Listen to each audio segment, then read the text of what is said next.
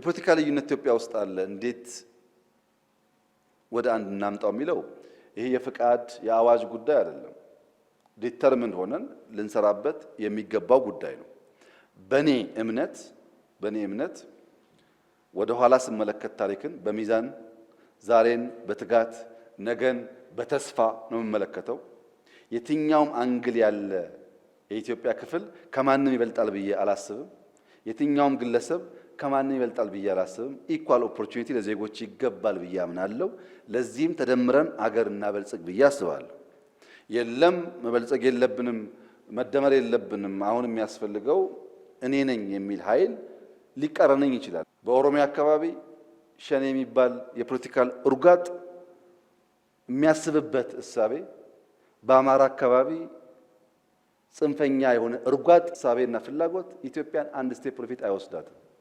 እኩል ነን፣ እኩል ሀገር ነው፣ ለጋራ የተሰጠን ነው፣ በጋራ እንኖራለን።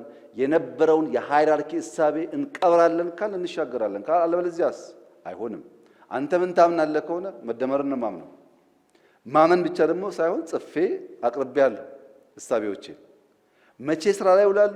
ምንም ጥርጥር የለኝም። እኔ in the next 10 years የተደመረ ትውልድ እንደሚፈጠር ምንም ጥርጣሬ የለኝም።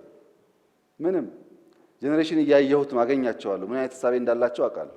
በእውቀት በመሰናሰል በመጋራት የሚያድግ ኃይል እንጂ ማናህሎኝ የሚል እሳቤ አዲሱ ትውልድ አካባቢ ብዙ አይታይም።